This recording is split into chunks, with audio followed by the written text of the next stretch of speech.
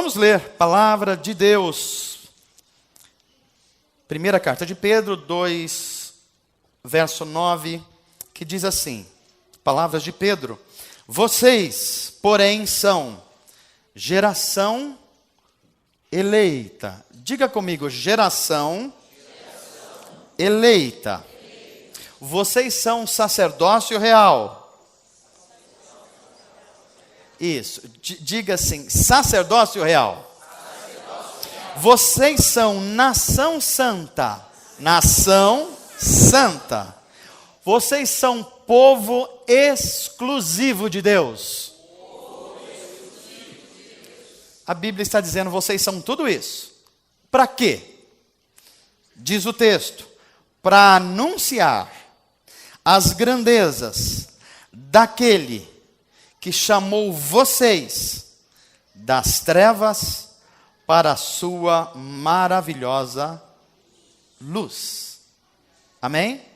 Vamos orar? Fecha os teus olhos. Pai, te agradecemos pela tua palavra, te agradecemos pelo retorno à nossa comunidade de fé, irmãos tão queridos e amados. E que bom a gente poder ter uma igreja para chamar de sua, no sentido de ser acolhido, abraçado e poder abraçar. Obrigado por esses irmãos queridos, pelos irmãos queridos que visitamos também. Obrigado pela tua palavra que nos é dado.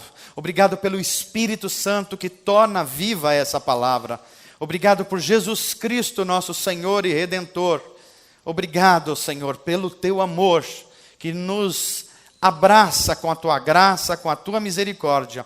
Nós pedimos que a Trindade excelsa esteja entre nós, comunicando tudo aquilo que precisamos ser comunicados, nos renovando, nos santificando, nos renovando as forças, para que a gente possa, cheios do Espírito Santo, ser sal da terra e luz do mundo.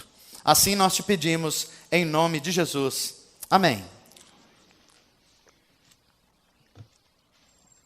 O Rogério nos lembrou aqui que hoje é dia de eleição no Brasil. 2 de outubro, primeiro turno das eleições. As cidades que tiverem segundo turno, portanto, precisam ter mais que 200 mil eleitores, terão segundo turno no dia 30, e terão que ter também que nenhum candidato atinja 50% dos votos, mais um.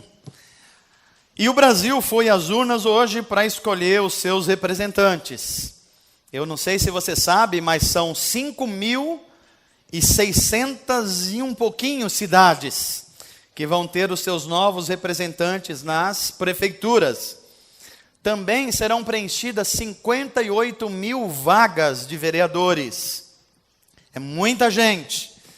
Gente que vai votar as leis, gente que vai votar o que você paga de IPTU, de ISS, as taxas, como que vai ser usado o dinheiro, se vai ser para o asfalto, se vai ser para o posto de saúde, se vai ser para publicidade, se vai ser para um monte de coisas. Eu não sei se você sabe, mas a sua cidade de Osasco tem um orçamento anual de 2,5 bilhões de reais.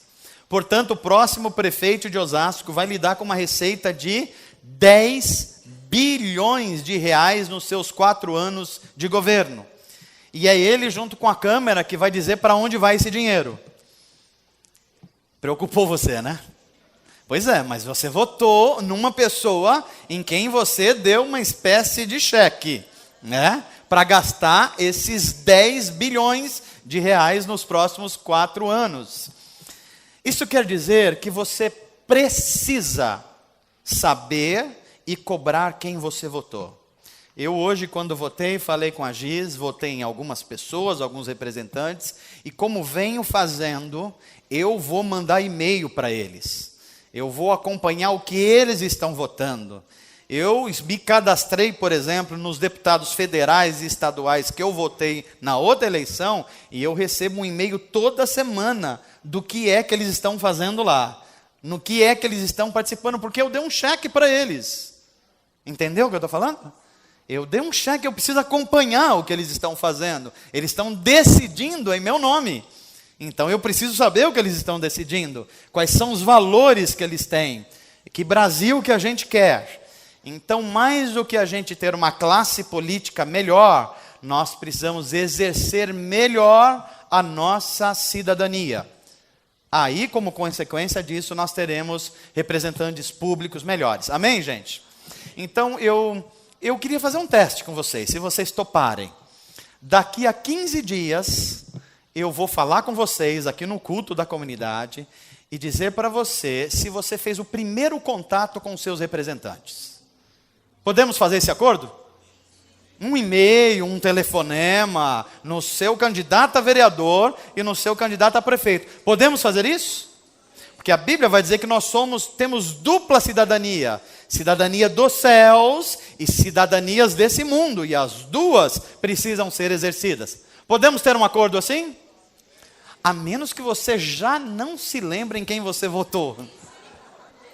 Aí seria o caos, né? Mas essa é uma possibilidade. Então, combinado, daqui a 15 dias, a gente vê o que você escreveu, como é que você cobrou o seu representante, inclusive com sugestões.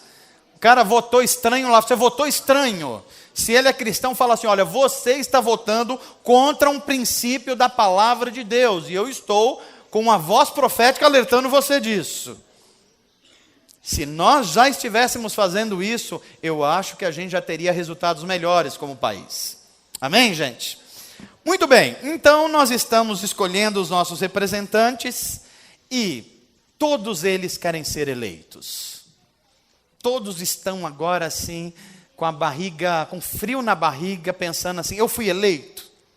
Será que eu fui escolhido para ser o representante das pessoas? E eu queria aqui fazer uma reflexão bíblica com vocês. O que significa ser eleito? No conceito popular nosso, o que os brasileiros acham da pessoa que foi eleita para um cargo público? Eu acho que eu falo aqui, por grande parte dos brasileiros, a noção popular que a gente tem hoje de uma pessoa eleita é que ela vai ter acesso a alguns privilégios. É verdade ou não é? Não é isso que passa pela nossa mente? O sujeito vai ter acesso a carro, a telefone, a assessores, a dinheiro, vai ter algumas benesses. Para muitos de nós isso significa ser eleito. Mas a pessoa vai ter alguns privilégios de falar em nome de outros, de tomar decisão em nome de outros. Ela vai ter a responsabilidade de aprovar leis ou reprovar pedidos de leis que servem para todo mundo. Portanto, uma posição da maior importância. Essa é uma das possibilidades da gente pensar sobre um eleito. Alguém que terá alguns privilégios. E eu estou chamando de privilégio aqui uma coisa legítima. Por exemplo, representar pessoas. Não estou falando das pessoas que se aproveitam dessas prerrogativas. Estou falando de privilégios legítimos. Mas um eleito também, além de privilégio, ele deve ter, ou pelo menos deveria ter, a noção que além de privilégio, ele terá responsabilidades. E que responsabilidades são essas? Primeiro, responsabilidades sobre tomar decisões certas. Porque se ele tomar decisões erradas, ele não compromete só ele. Ele compromete uma geração de pessoas. Então, essa é uma responsabilidade. Segunda coisa, quem é eleito precisa ter a consciência que a sua agenda não é mais privada, ela é pública. A sua vida não é mais privada, ela é pública. O que você fizer, todo mundo vai ficar sabendo. Então isso também é um tipo de responsabilidades.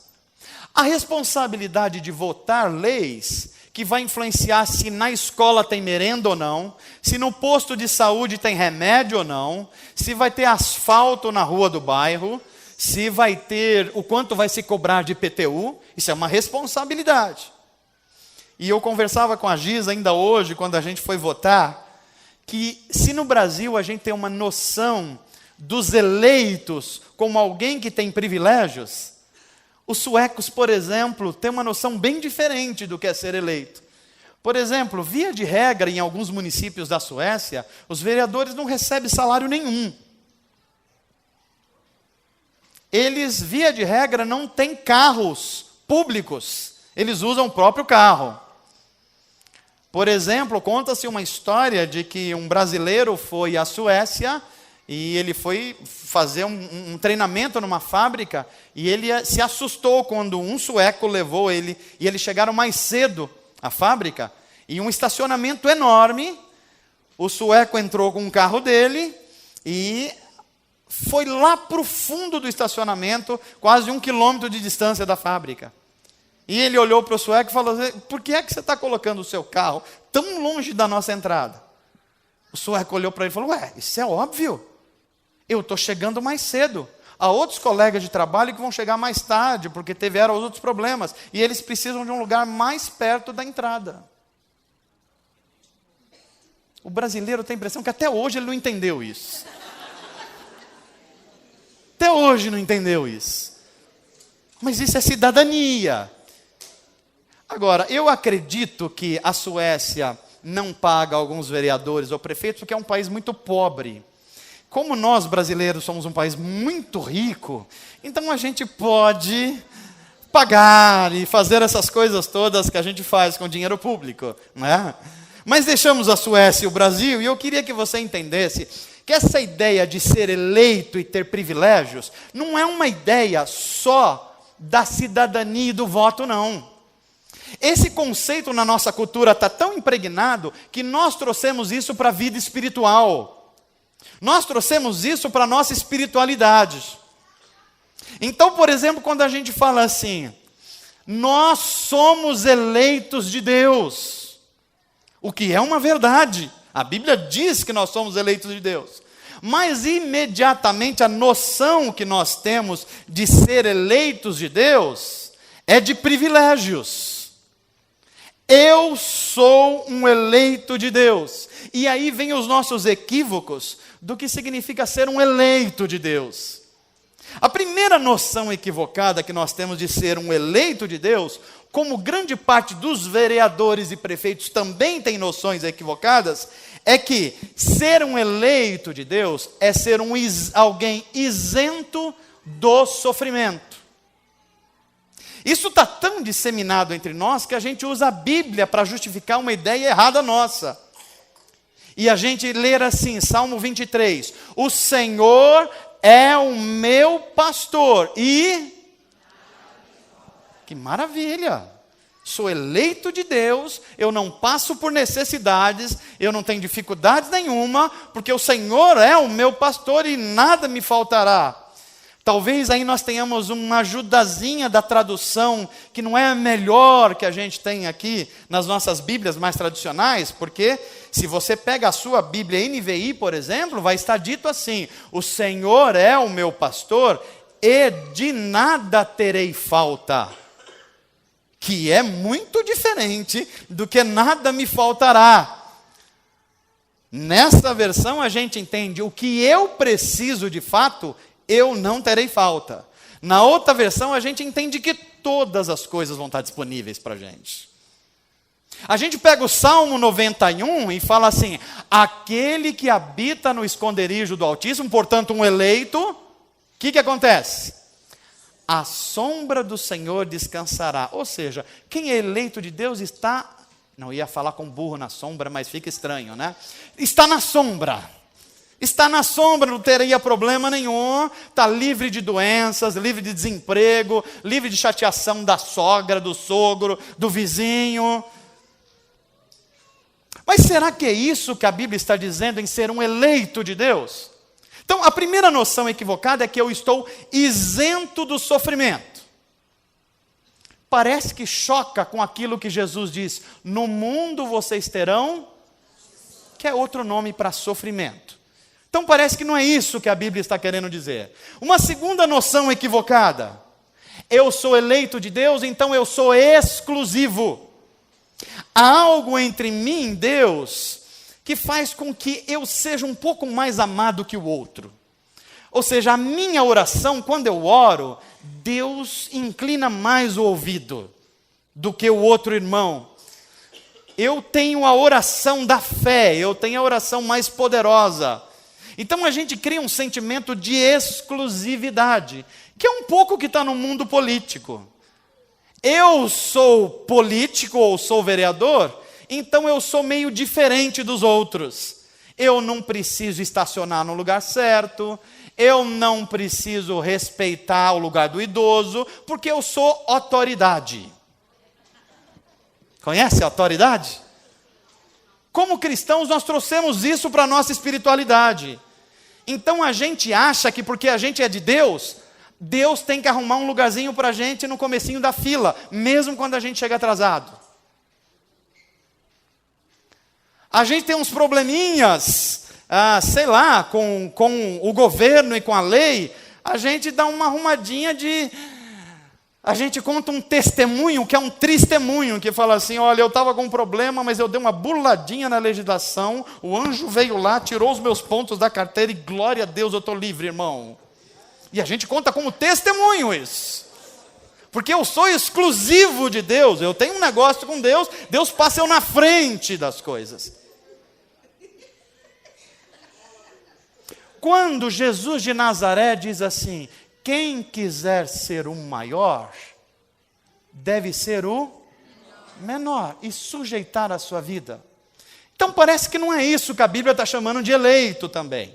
Se a Bíblia não chama de eleito aquele que se acha exclusivo ou isento de sofrimento, aí a gente chega um pouco às raias da loucura e acha que ser eleito de Deus é ser o ungido do Senhor. E eu cresci, por exemplo, num ambiente evangélico, que uma das primeiras orientações que me disseram era, não mexa com o ungido do Senhor. Você já ouviu essa frase?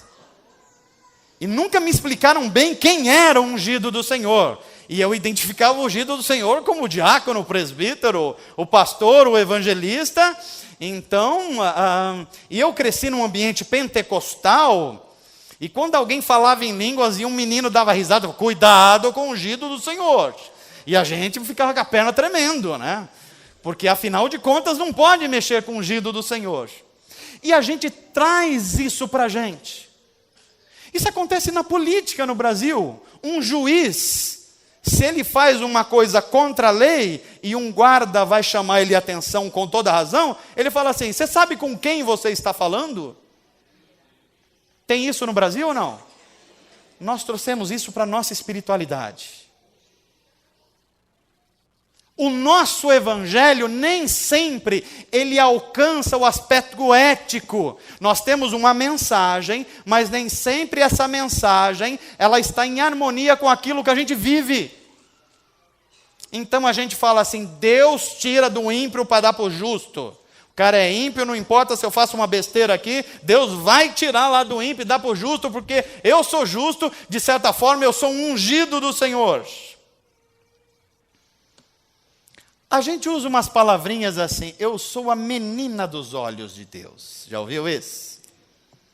E às vezes é uma menina estranhíssima.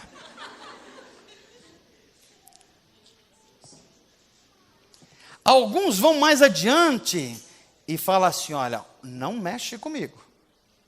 Que se eu pôr o joelho no chão, essa é uma macumba evangélica.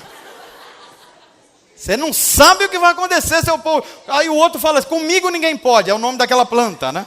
Comigo nem pode. É uma ideia de ser ungido do Senhor.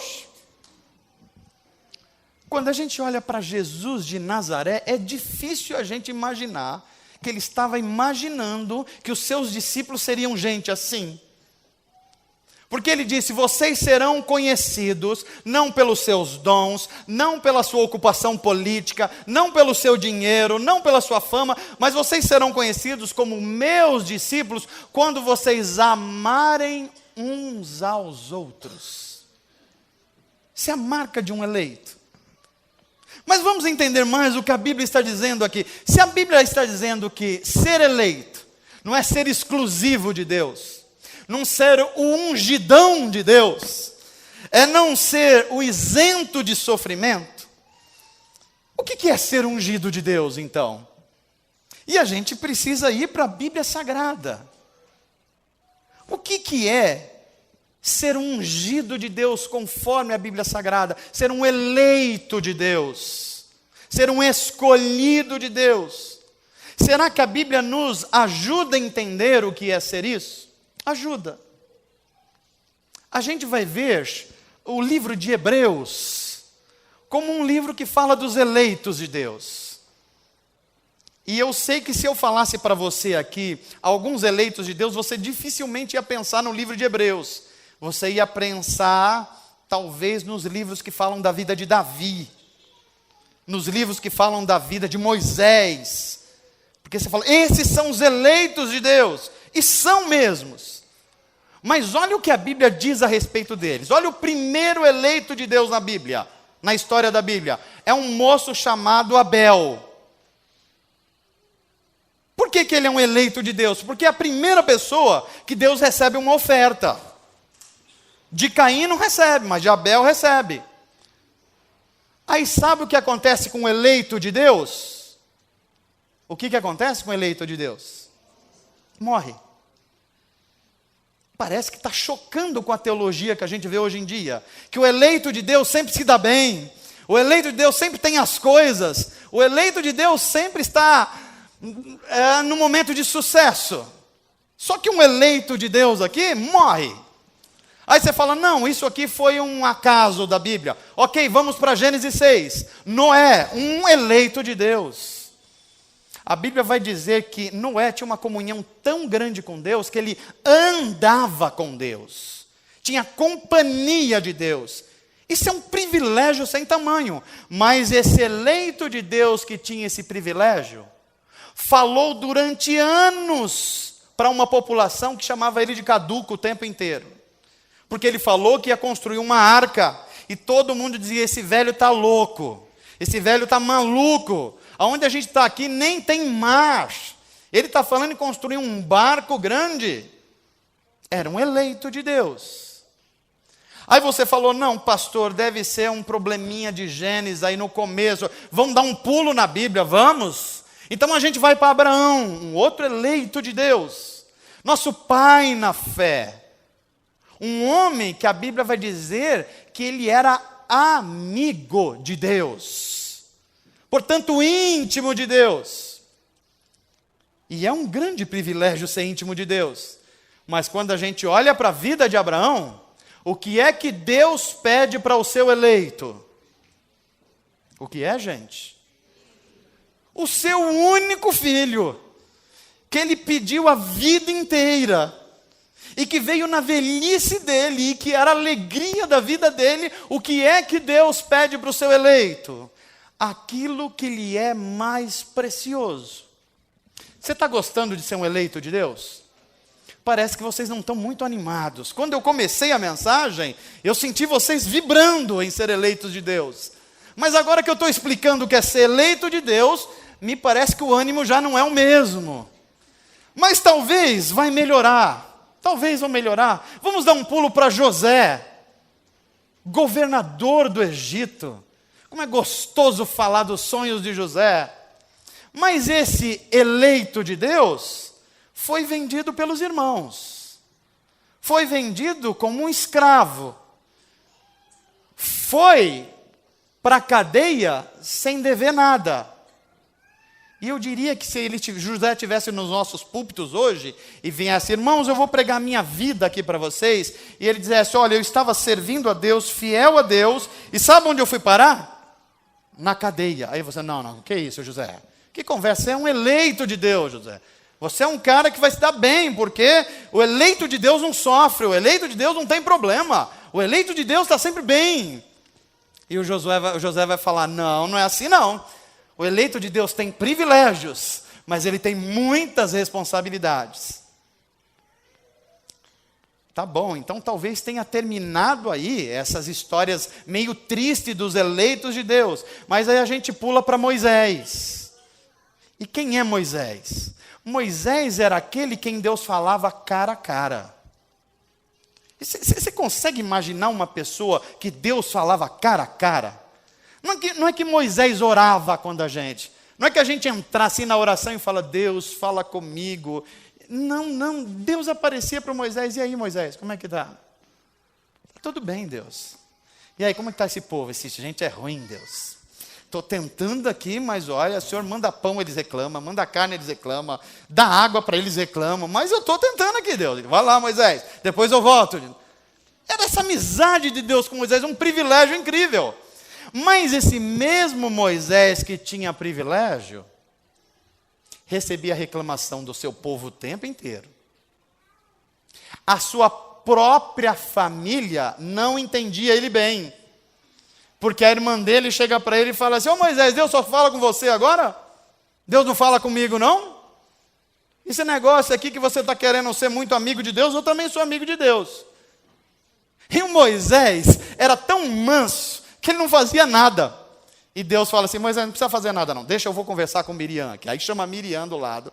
Miriam, você sabe quem é o Moisés? O Moisés é o meu amigo, eu falo com ele cara a cara. E você não entendeu quem eu sou ainda. Então para você entender quem eu sou, olha o que vai acontecer com você. E a mulher fica leprosa. Esses são os amigos de Deus. A gente continua olhando a Bíblia e a gente chega em Davi. A Davi é mais gostoso a gente falar sobre a vida dele, porque a gente se identifica com Davi, o homem segundo o coração de Deus, o homem que venceu batalhas extraordinárias, que escreveu salmos, um poeta, rei, incrível. Mas quando a gente pergunta para Davi, Davi, você só teve privilégios na sua vida? Ele vai dizer, você não leu direito a minha história. Porque eu, na minha família, eu fui considerado o último, e eu só fui rei, porque o sacerdote mandou me chamar, porque o meu pai não estava afim de chamar, não. Quando eu fui para a batalha, os meus irmãos disseram que eu era um aproveitador, e que eu não era guerreiro, e que eles sim eram guerreiros. Essa é a minha história. Você pergunta para Davi, Davi, e a sua história familiar com seus filhos? Ele vai dizer, não foi nada fácil não. Porque chegou uma época da minha vida que eu cometi umas besteiras e até o meu filho estava querendo me matar. Esses são os eleitos de Deus. Você chega em Isaías, o profeta, que é chamado o profeta messiânico, ele falou sobre a vinda de Jesus 700 anos antes de Jesus e fala, Isaías, você é incrível, que privilégio ele é.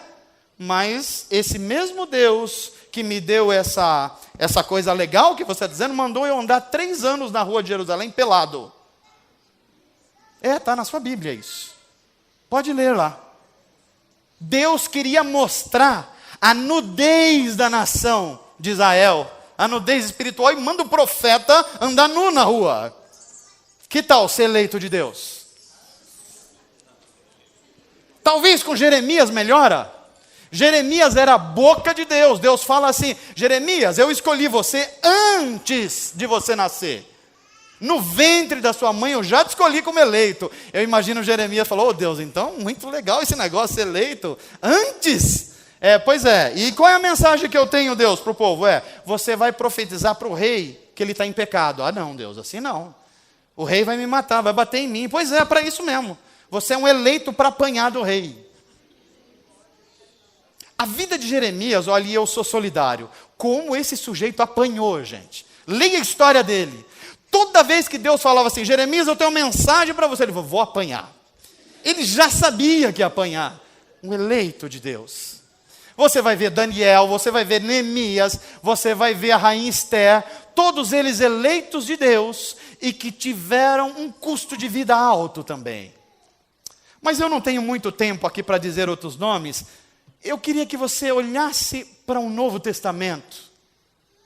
Pedro, Tiago e João, eleitos de Jesus, o seu grupo pequeno. Tudo que Jesus ia fazer chamava os 3. E você olha para eles e fala assim, puxa, esses 3 eram privilegiados, eu queria ser muito como eles. Foram eleitos por Jesus para ser o seu grupo mais próximo. Aí eu preciso informar a você que o Pedro, que era um dos mais próximos de Jesus, conforme a tradição cristã, morreu de cabeça para baixo, crucificado. Ah, pastor, mas foi só o Pedro. Não, vamos olhar para o Tiago. O Tiago, a cabeça dele foi parar na bandeja do rei Herodes. Mas então alguém tem que se livrar, o João se livrou. Então o João ficou preso numa ilha, no mar deserto, e ficou lá o resto da vida, praticamente. Você está gostando de ser um eleito de Deus? Eu acho que vocês vão entregar os seus mandatos aqui hoje. Hã? Mas olha então para Paulo. Quem é Paulo? Paulo é alguém espetacular. Paulo é uma das mentes mais sábias do mundo antigo. Paulo é considerado o maior doutrinador da Bíblia depois de Jesus Cristo. Paulo dominava pelo menos 5 línguas da antiguidade. Paulo era formado na melhor elite intelectual judaica, os fariseus. Paulo era cidadão romano. E se não bastasse tudo isso, esse homem recebeu revelações dos céus que ninguém mais recebeu. E a gente olha para o Paulo e fala, Paulo, é muito legal ser eleito de Deus, né, Paulo? Ele olha para a gente e fala assim, eu acho que você não entendeu bem o que é ser eleito de Deus. Porque a minha vida com Deus começou eu já caindo do cavalo, em Damasco. Depois eu fiquei cego. Depois você acha que eu já cheguei em Jerusalém e fui pregando para todo mundo? Não.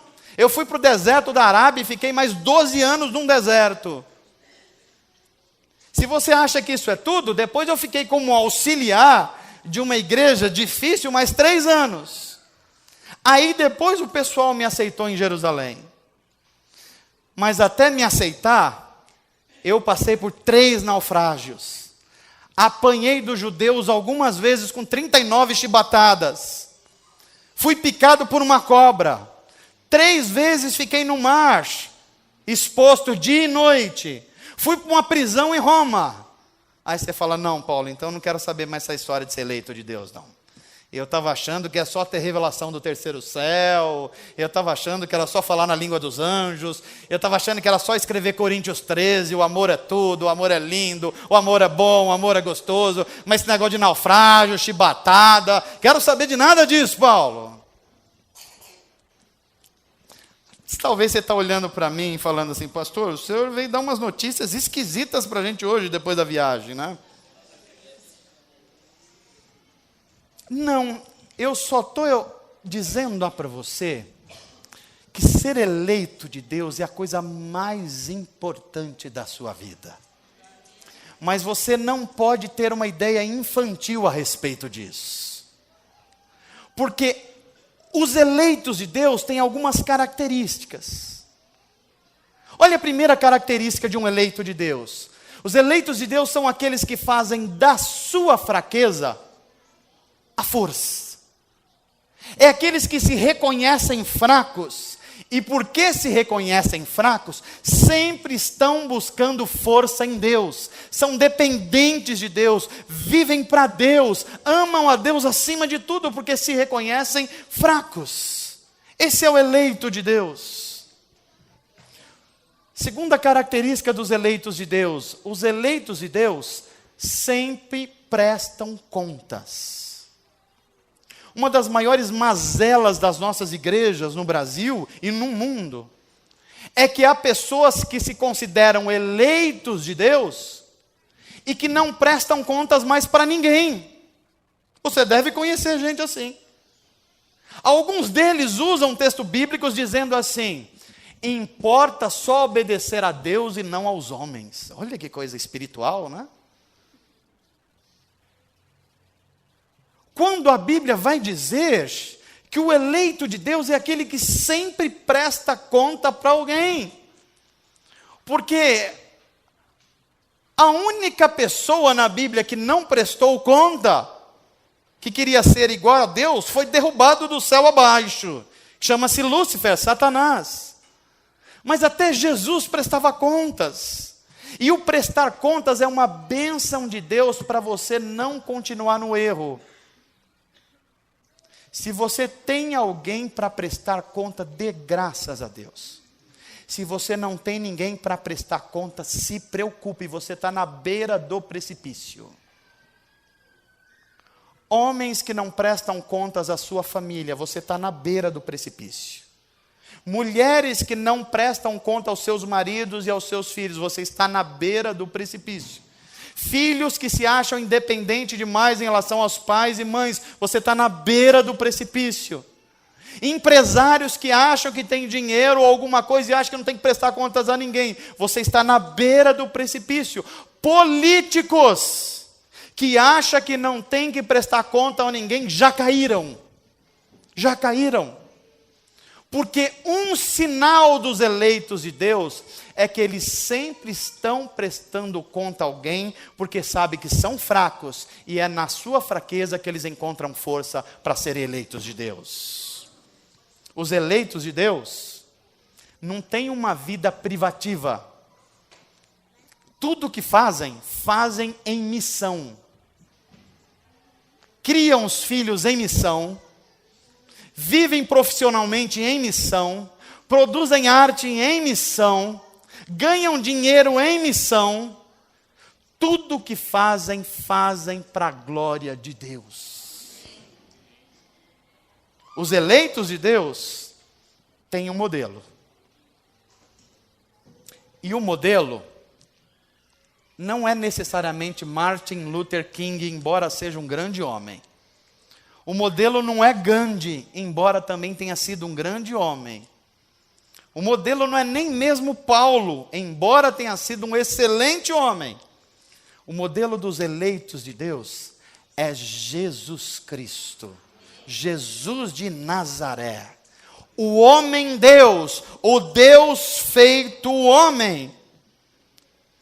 Porque quando a gente olha para esse Jesus, aí sim a gente vê o ungido de Deus, o eleito de Deus. E é curioso que o ungido de Deus e o eleito de Deus nasceu aonde, gente? Foi num palácio? Numa manjedoura, numa casa de cuidar de cavalos. O ungido de Deus cresceu como um meninozinho prodígio nas melhores escolas de Israel, foi isso? Cresceu como um filho de um carpinteiro. O ungido de Deus, ele foi acolhido imediatamente pelo sinédrio judaico como um homem da religião e trataram dele com muito carinho, foi isso? Rejeitado pela religião. O ungido de Deus foi abraçado pelos romanos e dito assim: você será o próximo imperador romano, foi isso? Levaram ele preso. Mas o mais chocante é que o ungido de Deus, lá no Getsemane, antes de ir para a cruz, ele ora para o Pai. E aqui a gente vê uma oração de ungido de Deus. Qual é a oração de ungido de Deus? Deus, eu estou sofrendo demais.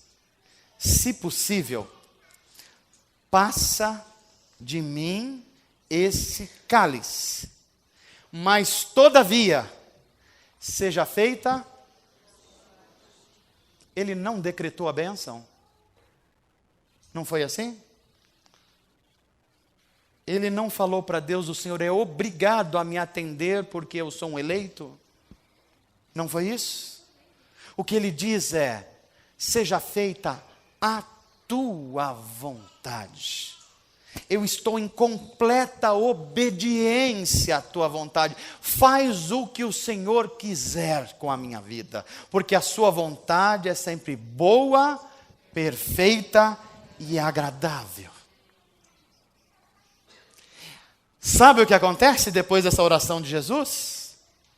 Deus ouve a oração, e sabe como Deus responde?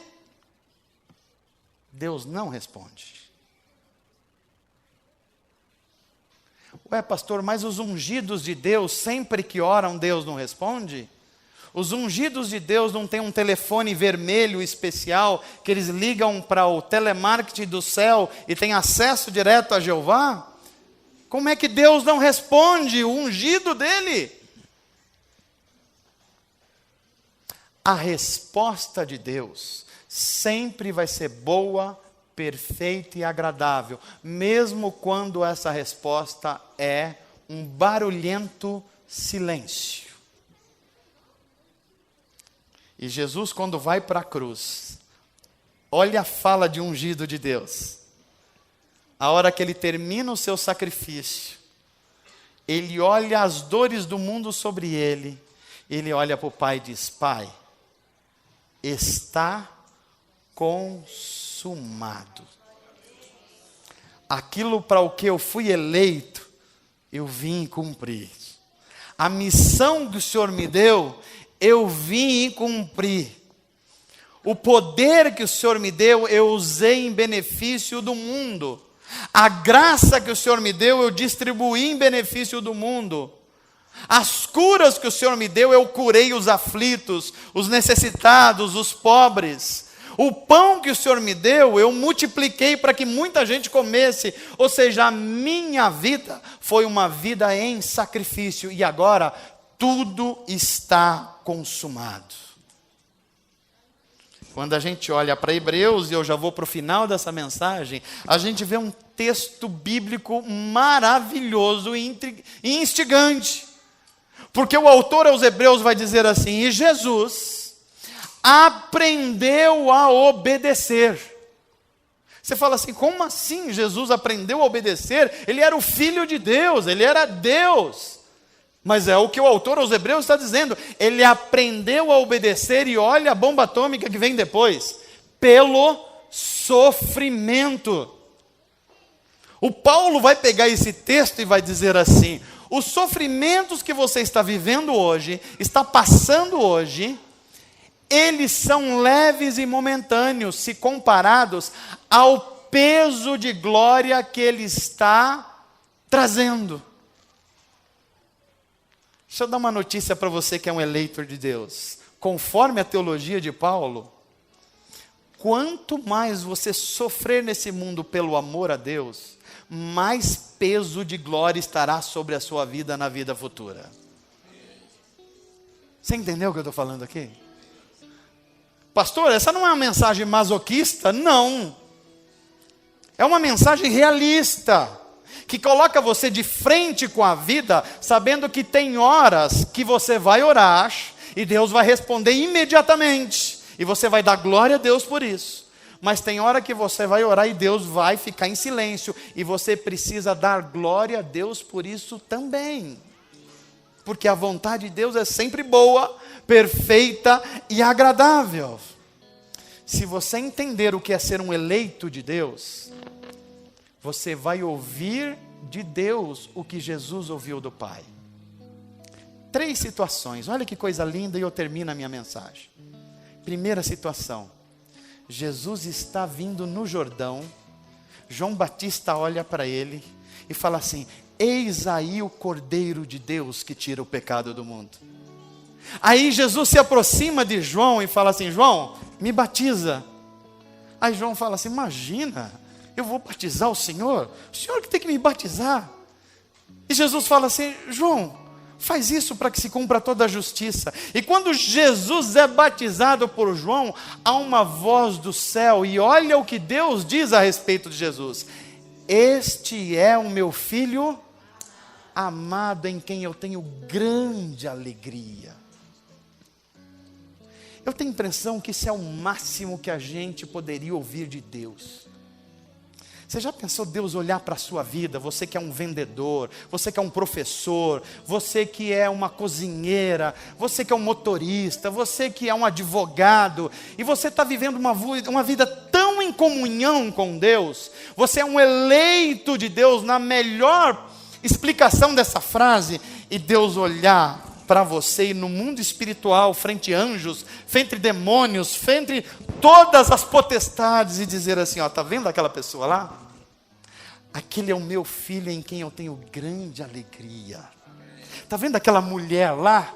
Aquela mulher é a minha filha amada em quem eu tenho grande alegria. Está vendo aquele jovem lá? Aquele jovem é o meu filho amado em quem eu tenho grande alegria. Jesus continua o seu ministério, e tem um momento que ele sobe para um monte, e a Bíblia chama isso o Monte da Transfiguração. E lá aparecem dois grandes profetas, Moisés e Elias, um representando a lei, outros representando os profetas. E quando eles estão diante de Jesus, o representante da lei e o representante dos profetas, Deus abre os céus e diz assim: este é o meu filho amado. Está vendo, Moisés? Você representa a lei? Ouve ele. Está vendo, Elias? Você representa os profetas? Ouçam ele, porque ele é o meu filho amado. Mas não há coisa mais poderosa na Bíblia de aprovação de Deus a Jesus Cristo, como depois da morte de Cristo. Os apóstolos de Jesus não tiveram outra linguagem para falar. E eles disseram assim: este homem que foi crucificado, ele foi aprovado por Deus com seus milagres e maravilhas. E mais, ele foi ressuscitado de entre os mortos, porque Deus aprovou o seu sacrifício e a sua vida. Eu creio que nós precisamos entender mais o que significa ser um eleito de Deus. Porque se você for fiel, como a Bíblia diz, até a morte, até onde você vai sendo fiel a Deus? Porque pode custar uma promoção que não chega. Por você ser fiel a Deus, talvez você não vai ser promovido em algum lugar, porque dependeria de você fazer um mal feito. Se você quer ser uma pessoa de Deus, você vai ter que dizer não para algumas coisas. Se você quiser ser um eleito de Deus, você vai ter que confiar em Deus, mesmo quando você não está entendendo o que está acontecendo. Se você quer ser um eleito de Deus, você terá que falar coisas e ouvir coisas, como Jeremias, que você nem sempre está muito afim de fazer. Mas se você for fiel a Deus, olha o que a Bíblia diz a respeito de Jesus e o que vai estar disponível a vocês. Eu vou ler Filipenses, capítulo 2, e verso 5, que diz assim: pois Deus o exaltou à mais alta posição, e lhe deu o nome que está acima de todo nome, para que ao nome de Jesus se dobre todo o joelho, nos céus, na terra e debaixo da terra, e toda língua confesse que Jesus Cristo é o Senhor, para a glória de Deus. Se você crer nessa palavra, de que o Evangelho liberta pessoas, então esse poder do Espírito Santo, ele está disponível para você. É por isso que no nome de Jesus, você ora e pessoas são curadas, porque esse poder do Espírito Santo está em você. É por isso que você ora e pessoas são libertas das suas prisões espirituais, porque o poder de Jesus está em você. É por isso que você é capaz de viver uma vida santa e não ceder mais a tantas coisas pecaminosas, porque não é a sua força, é o poder do Espírito Santo que está em você. Você é um eleito de Deus. Olha, para que você não tenha dúvida da mensagem que eu preguei aqui agora, levanta a sua mão direita assim comigo e fala assim: hoje eu aprendi o que é ser um eleito de Deus. Um eleito de Deus é alguém que tem privilégios, mas que também tem responsabilidades, que tem muitas bênçãos, mas que também faz muitos sacrifícios. Mas o melhor de tudo, um eleito de Deus são aqueles chamados por Deus através de Jesus Cristo para reinar com Ele, com todo o poder, com toda a glória, com toda a virtude, com toda a autoridade, sobre tudo e todos, em nome de Jesus e para a glória de Deus. Deus te abençoe, em nome de Jesus, para a glória de Deus.